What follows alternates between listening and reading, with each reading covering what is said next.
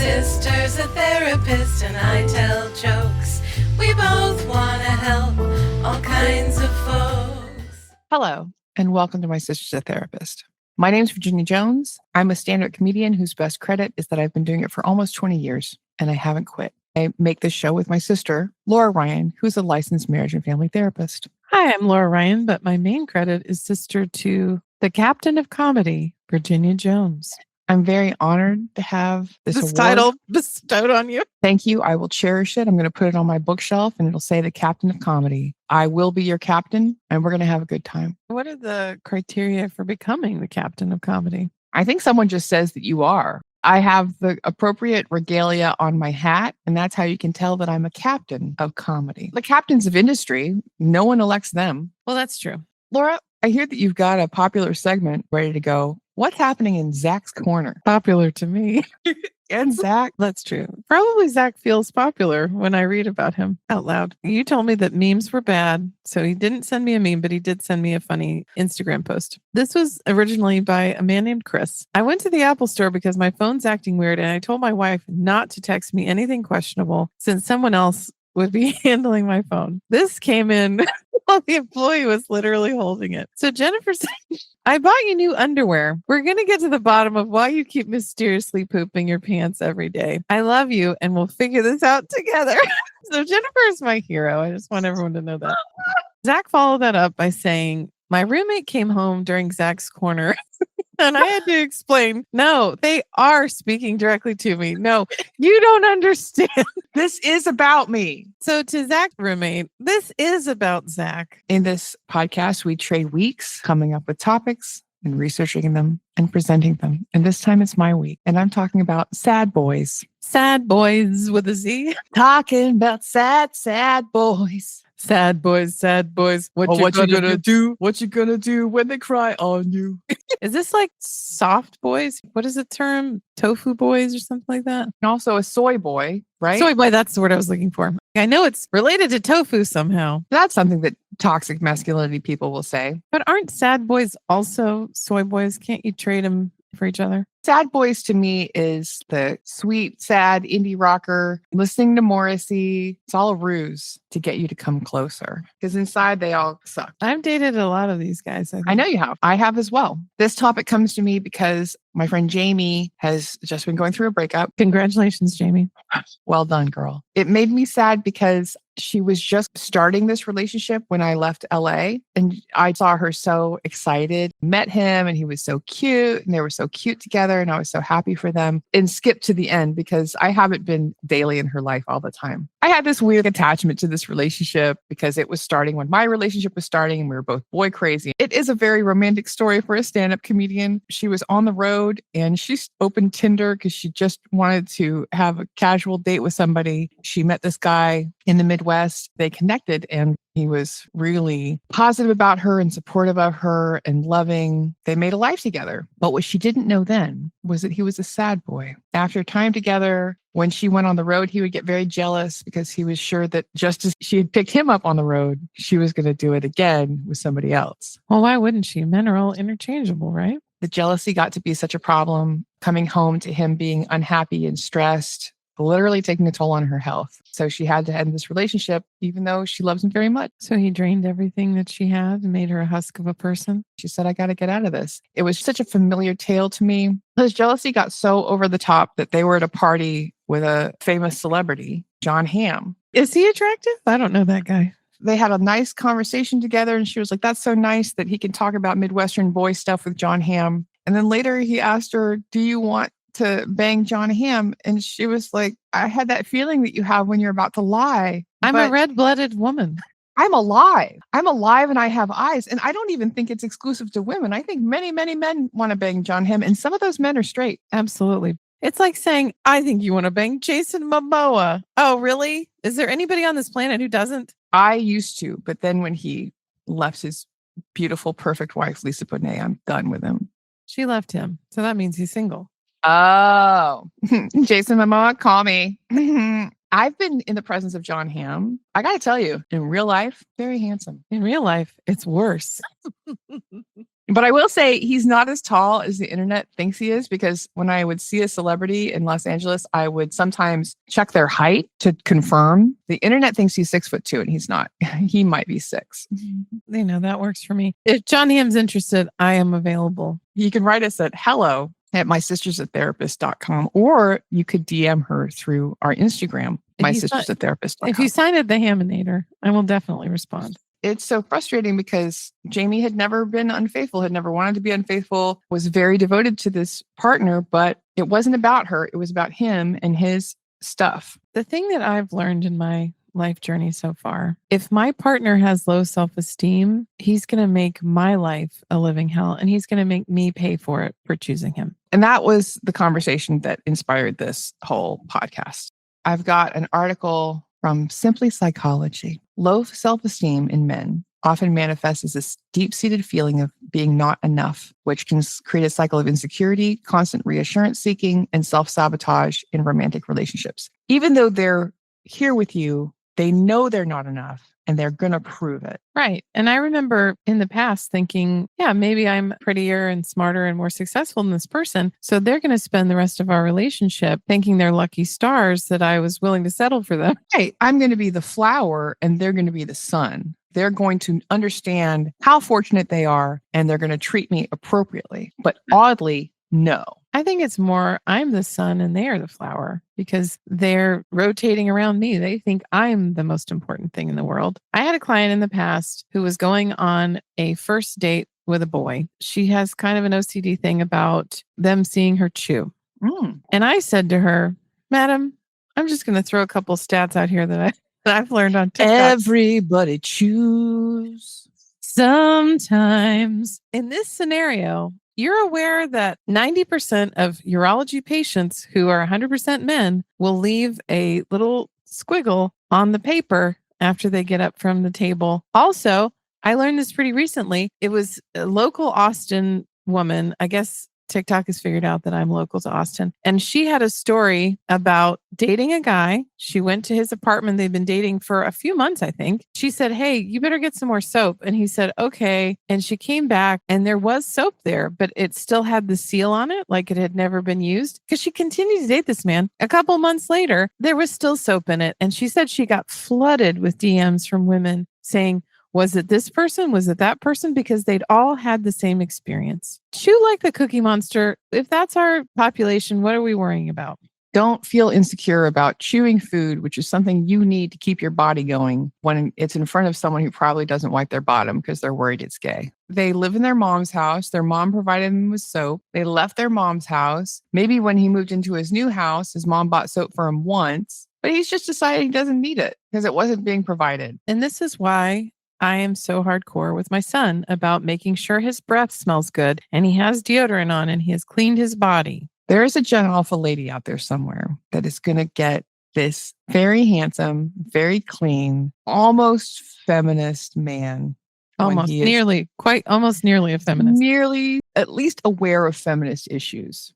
That's what I think about. I don't want my son to be a problem for a woman later. Low self-esteem can be a sign of a father wound in men. And what does this look like? Conversations about feelings quickly turn into logical battles where it's about proving who is wrong and right rather than hearing and supporting. Even normal conversations turn serious quickly because he's analytical about everything. The relationship lacks playfulness, gentle understanding, and tenderness. He's largely aware of other people's emotional states. He's easily offended and angered, obsessed with, quote, feeling respected. He avoids taking accountability for hurtful actions. Whether you're on the giving or receiving end of this dynamic, the main solution is, in fact, you. No, the main solution is, in fact, to leave. You need to get out. You need to heal the parts of you that cause you to tolerate negative energy. This was my last relationship in a nutshell. Is your ex-boyfriend's picture above this? I know he has a father wound. I've met his father. I've spent time with him. He's someone who, although he loved music and was interested in music, didn't play music for many years because he's like, then I will be in my father's realm and I will be in competition with him. Low self-esteem in men often surfaces through behaviors aimed at masking vulnerability or managing a fear of being, quote, found out, unquote, as inadequate. Yeah, I had a boyfriend like this. He was constantly accusing me of cheating on him. And I said to him, bro, if I'm going to cheat on you, I'm just going to leave you. So don't worry about it. If I don't want to date you, I won't date you anymore. There's no reason to think that I'm going to continue this relationship with you and actively date someone else. I don't actually have the fortitude to date two men at once. Nor do I have the interest. 0 is enough. The codependent in me and the woman that my mother raised is attracted to these diamond in the rough men. I know we keep saying this, but it's society. What is the plot of Beauty and the Beast? This woman is literally marrying a beast so that she can turn him into a man with a heart of gold.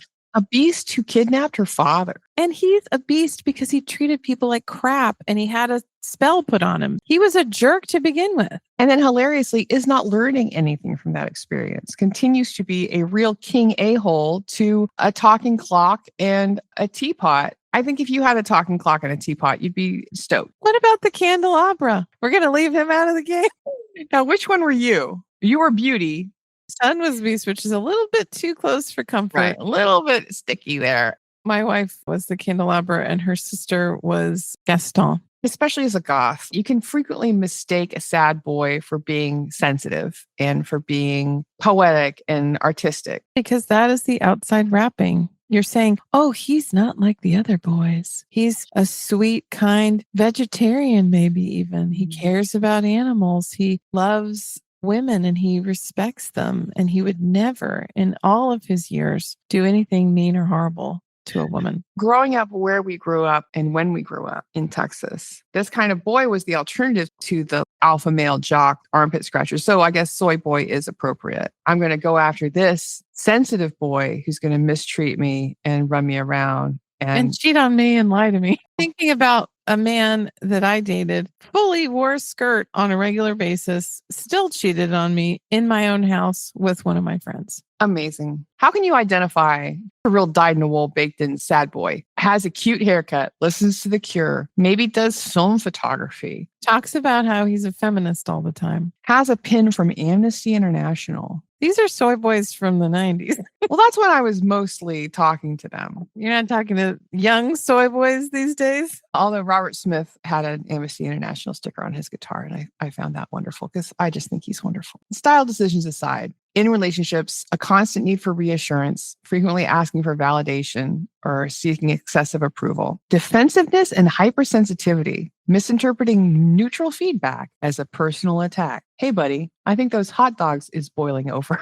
I think I said that grammatically correctly, though. No, that's how you said it. But then also difficulty accepting praise, downplaying accomplishments, self-deprecating remarks, I just got lucky, or you're out of my league, jealousy and controlling behavior, intense insecurity about other men or a partner's social connections, monitoring behaviors like checking phones or location tracking, avoidance of intimacy or vulnerability, withdrawing emotionally or physically to avoid being vulnerable. This may include refusing to discuss emotions because they believe showing stress makes them look weak. That doesn't sound like a soy boy to me. Perfectionism and overcompensation, feeling pressured to appear perfect in their career, appearance, or role as provider to prove their value to themselves and others. And that does smack of narcissism. I need to look good to the outside world. Our recent episode about Lily Allen, he looks like a sweet, kind little guy. And he's a big jerk face. Total big jerk face. I got to talk to some men the other day who had not heard any of it. None of it. Been living under a rock? One of the men asked me, what did David Harbour do? And because it was comedy, I understood that he was asking me, was it crimes? And I said, no, not crimes, just being a king a-hole. Being a king baby butthole, 110%. When I look at David Harbour, he's the example of this. He's sweet. He's misunderstood. He's kind of grumpy. He's got mental illness. Yeah. He's been to therapy maybe once. His whole thing is looking for reassurance from women, trying to prove something about himself. There's something about himself that is demonstrated by sleeping with a bunch of women all the time. I've seen this man across the room from me in my office many times, married to a client of mine in a couple session, and they learn the language of therapy. They know all the hit terms, and they can fake empathy and pretend that they care, act like they're sensitive, kind guys. I remember this man who ended up firing me. I was asking him, what is it about this woman that you really value? I was asking him to think about her as if she was a human being. At the beginning of every couples appointment, I have each person share something about the other person that they really appreciated. And he said, the other night it was my turn to fold the laundry, but I'd had a tough day at work. And so she folded it all and put it all away for me. And I said, bro, I don't like appreciations when it's about women performing a task for you that you should have been able to do yourself. I said, I don't know if that's compassion so much as it's codependency. And what we've learned from your family relationship with a person who lives in your house is that folding and putting away laundry is the hardest thing. And you should go to any lengths to avoid it. It's almost as bad as performing open heart surgery. That point actually comes up in West End Girl. Lily Allen says, where's all this empathy you're supposed to have?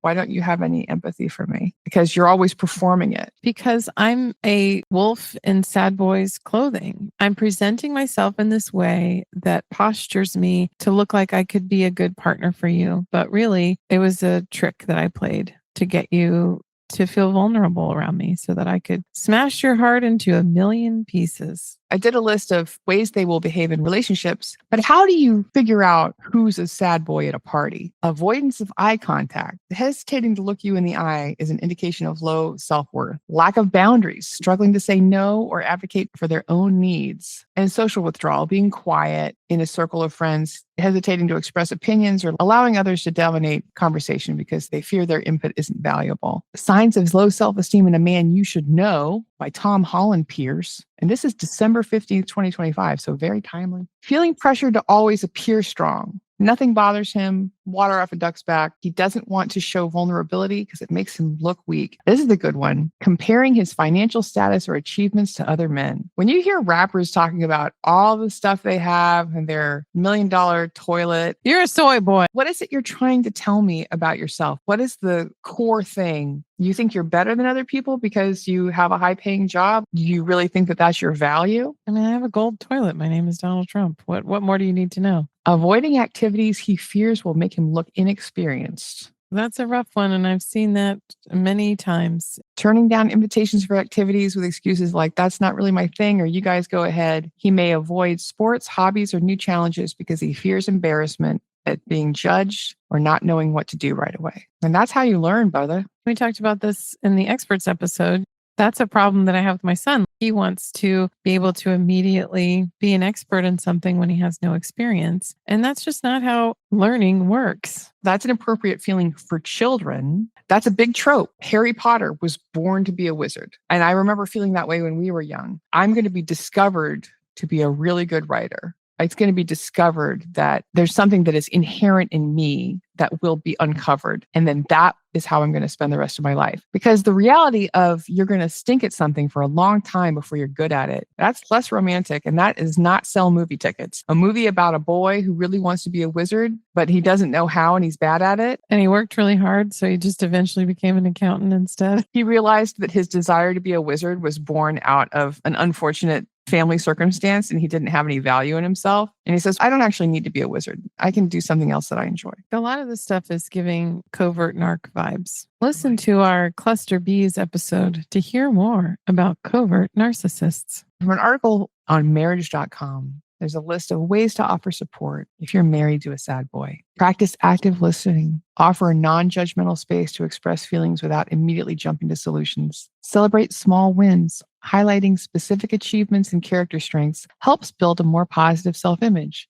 Encourage professional help. Lovingly suggest individual or couples therapy to address deep-seated issues like childhood trauma or anxiety. And maintain boundaries. Supporting a partner is vital, but don't sacrifice your own needs or well-being to manage insecurities. This list makes me want to throw up. Yes. This list makes me annoyed because I 100% did 1 and 2 in my last relationship. It didn't help at all. We did 3, didn't help at all. Any attempt to maintain boundaries was criticized. This person was so angry with me. I could tell he wanted to become violent because I didn't like a jacket he ordered off the internet. And I said specifically that it looked like an Inspector Gadget jacket. He couldn't take criticism. Any criticism. This is what happened to me when I said that I thought Mad Max was stupid. I thought the costumes were cheesy, and I thought the dialogue was terrible.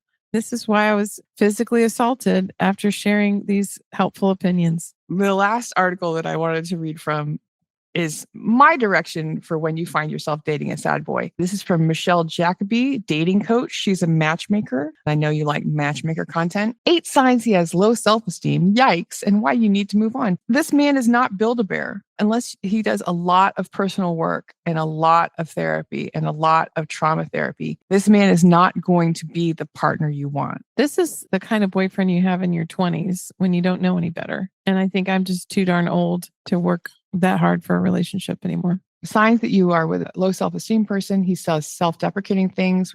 He criticizes you. A healthy man dates women he genuinely likes. And if you're not what he's looking for, he'll just move on. If the guy you're dating, this is going to sound familiar, constantly criticizes you, your looks, the way you dress, your personality, your tastes, that's a really bad sign. What if it's your child? Well, unfortunately, you're not going to get out of that one so easy. But I was thinking of your high school boyfriend. He was the first one, but there were others. He just making little snide digs and little comments, little passive aggressive comments. If I'm not grown up enough to actively insult you, then there's probably something wrong. When this happened in my marriage and my husband would say mean things about me in front of other people, and then I would do it back because that's where I was in my development. Later, I thought, why did he want to? Why is that something that feels good to him? I remember many years post breakup, I went and had dinner with my ex and a lot of our mutual friends. And he started doing it again. And I said, bro, I've already dumped your butt. I'm not interested in this and I'm not doing this anymore. And I just got up and left. Wow. Men who are unconfident or have low self-esteem often treat their partner poorly. They may even pull you down in front of others in order to appear better than you. This gives them a false sense of ego satisfaction. And also, you think, I'm doing this man a favor. I'm going to improve his life. I'm going to love him until he can love himself. I'm going to shower him with so much love and affection. He's going to realize he's worthwhile. But the opposite happens. Oh, if you're with me, you must also be worthless. Or I must be worthwhile and you must be worthless if you're kissing my butt like this. I'm going to go back to the advice that we give women who are talking about seeing a man who's struggling to move furniture. You never help a man. Do not help a man. There's some sort of ruse there. They wouldn't be doing it unless there was a secret. Never help a man with a broken arm put a piece of furniture in a trailer because he's trying to kidnap you and put you in a hole with a dog. Just like Ted Bundy, if a man is asking for help, there's something going on there. A man's not known to you. Even if a man is known to you, if he's asking for help. Oh my God, you think my boyfriend wants to kidnap me and put me in a hole? Yes, I'm sure of it, actually. I hate that this is how it was coming out, but I guess this is how it's going to come out. They have more than we have in every aspect of society. We don't help them. I was having this conversation that I've had many times with a female friend in comedy. And she said, oh, maybe we could give a gig to this guy if we have to, but I really don't like to help men. I feel like they have their own advantages. They don't need my help. Yeah, we don't need to prop them up. They have plenty. Other fun ways to know that you need to run away quickly. He's super negative. Happy people see the best in others and try to find the best in every situation. If he's constantly pointing out what's wrong instead of what's right, pay close attention. My high school boyfriend's dad was like this. I started mirroring him. We would watch television. He would just say, oh, that's awful. That looks stupid. She looks bad. I started doing the same thing, maybe not as skillfully because I hadn't had a life of experience. And my boyfriend actually asked me, what's going on with you? I just want to be cool. I just want to be like your dad. Your cool dad. Cool dad. He's jealous. Is he constantly jealous, uncomfortable with your male friends, or does he unjustifiably accuse you of flirting or cheating? A confident, healthy man has faith in you and your relationship. I remember many years ago, I went on a trip to Spain with my sister, and my boyfriend at the time was convinced that I was cheating the whole time, because why wouldn't I be? And I took a photo of a drunk man who had fallen asleep on a bench. When my sister and I were drunk, we like to take stupid photos. I was smiling with my thumbs up next to this sleeping person. And that man accused me of sleeping with that person, a vagrant, and then taking a photo in his apartment, apparently. What I said to him was, who took the photo? Because obviously I didn't take it. So you think I invited somebody else into the apartment to take a picture of me having sex with somebody? Obviously, you don't need to prove your innocence baseline, but all you have to do to prove your innocence if you're on a trip with our little sister is show them the worksheet schedule that she has because there is no time. I wouldn't even be able to have one affair. We got to go see that church. We got to go look at this place where a guy died once. We got to go to that modern art museum. We got to go look at that important fountain. We have to go eat this thing and eat this other thing. And we have to eat those two things together to see if it's good. We have to go to the place where rosemary grows in bushes. He wants you all to himself. This is kind of a subset.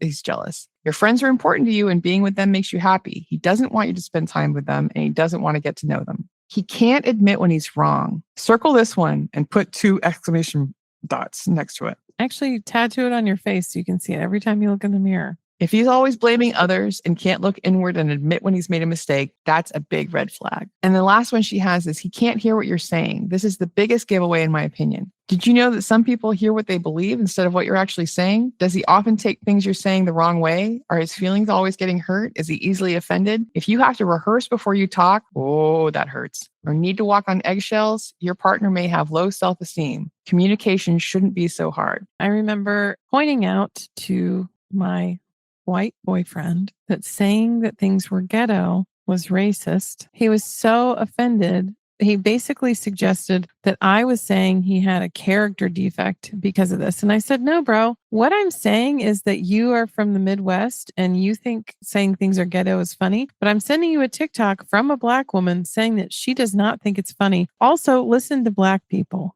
My very funny friend, Austin comic, who lives in LA now, Maggie May, just made a TikTok. Someone had made AI images. What if the Simpsons were from the ghetto? And she's like, you just mean Black. Just say Black. Not everybody Black is from the ghetto and you sound ignorant. Also, Maggie Mays is a comedy club here in Austin, or at least it was in the 90s. Much love to my friend Jamie. And I'm sorry about her breakup, but in the future, write this list down. If you're dating a man who's sweet, and because he didn't have a lot of friends or other relationships, he was able to give her all of his time and all of his attention. And she was just love bombed by this cute guy. But then when you're living with someone who is suspicious of your every move and can't take criticism, takes everything you say to him in a negative light, he will make your life miserable really quickly. Yes. I'm going to read you something from an article called Covert Narcissists, Traits, Signs, and How to Deal with One. Have we done a whole episode on covert narcs? No, it was just a little bit of the cluster B. Gotcha. Covert narcissists, sometimes called vulnerable narcissists, are emotionally fragile and sensitive to even limited amounts of perceived criticism. They appear highly stressed and worried, shy, reserved, and self-deprecating. They will often compare and judge themselves against what others have in terms of happiness, possessions, and relationships. Not every sad, low self-esteem boy is a covert narc, but enough are to round up, I think. And you should just avoid them anyway, because a person with low self-esteem is not going to enrich and enhance your life. He's going to do everything he can to try to inflate his sense of self. And that is not how healthy relationships. Even if in the very beginning of the relationship tells you that you're the best woman he's ever dated and he's never met anybody like you, pretty soon you're going to be the worst. And I ask this of my partner all the time. How did we start with, I was your favorite person to be with, and now I'm the worst person you know? I haven't changed. Because he was a covert narcissist. He was passive aggressive, hypersensitive to criticism, procrastinating and disregarding other people's needs, easily stressed, chronically envious, and always putting himself down. But he was really, really good at painting Warhammer figurines. Well, you have to have something.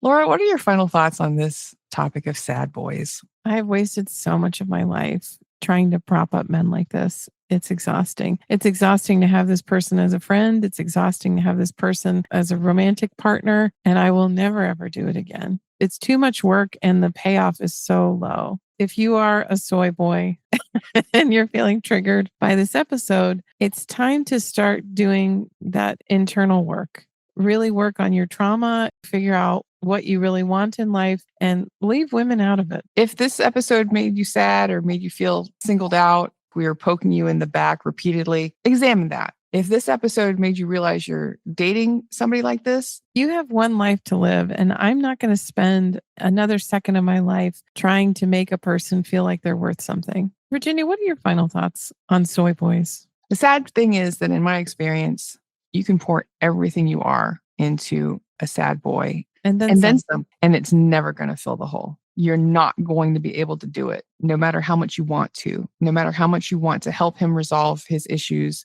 help him heal his father wound, you're not going to be able to do it. The best thing you can do is walk away. It's not selfish to walk away because you weren't going to be able to solve it anyway. There's a Chinese ghost called the Hungry Ghost that I've referred to a few times. He has a very small mouth, probably the size of a pencil, but he has a body that's like a Goodyear blimp. He's always trying to eat, but he can never get enough to be full. And that's how I feel about soy boys. See also No Face in Spirited Away. See also Pac-Man. Pac-Man has a big mouth. Pac-Man sometimes has a big mouth. Like the moon, sometimes he has a very small mouth. He goes down to the crescent. He's the same in the way that he can never be satisfied. It's never going to be enough. All the dots in the world aren't going to fill that hole. Doesn't even matter if they're big glowing ones. All the bright colored strawberries that are blinking are not going to be enough for that soy boy. Virginia, if somebody wants to find you on the internet and dump their soy boy and see comedy instead, how would they go about doing that? You can find my schedule, a map of everywhere I've ever performed, and lots of videos and various other funny things at my website, which is at www.bidinia.com, Badinia. And I'm also on Instagram and pretty much everywhere. My handle is Bidinia. If you do have episode idea, a question, a compliment, or a piece of advice, or an expiration-free coupon for Imperfect Foods, please write us at hello@mysistersatherapist.com. And if you would like to hire us for something, we will promote many, many things. Liquid Death, Waterloo, Sunday Riley, AAA, G-Sauce, Costco. Write us at hireus@mysistersatherapist.com. Laura, where can people find you on the internet should they wish to do so? They can find me at lauraryan.org if they want to work with me professionally and they live in the state of Texas. If they want to look at something very unprofessional, they can look at my TikTok page. I am Laura Ryan on TikTok. If they're interested in finding out more about the show, they can go to mysistersatherapist.com where all of our episodes are streaming. Or if they want to follow us on Instagram, they can go to My Sister's a Therapist Instagram account. I just want to take a moment and say, if you've enjoyed this podcast, please subscribe. It helps us with the algorithm and it helps you keep in touch with us. We would love for you to send us a positive review. Write us a little something. You can do it on Apple Podcasts. You can do it on Audible and Spotify, and we will see it and we will probably read it. Laura, now's the time of the episode where you sometimes read a positive review or note someone has sent us. Do you have something to share this week? I do. I also want to say, if you want to watch our podcast on YouTube, you can go to YouTube and watch all the episodes. In addition, tell a friend, tell a stranger, tell a serial killer who you're helping move furniture in his car, that My Sister's a Therapist podcast is your favorite. I have a review this week from Melissa, and it is an Audible review. And the title is My Sister's a Therapist, like vegan hot cocoa for the soul. Melissa said, I've been listening to this podcast for over a year now, and tonight I heard the forgiveness episode while chopping vegetables. It felt like I was listening to family catching up while I made dinner. I got some great insights, and I felt less alone. Exactly what we need in these dark times. Thank you, Laura and Virginia. Thank you, Melissa. That's an incredible review. Thank you so much, Melissa. Another incredible thing we say to each other is from the words of a great man. I don't know if he was a great man. The words of a man. Of a human man who's not real. Billy Ray Valentine, Capricorn. As he said, we can make it, baby. Me and you. Bye-bye. Bye.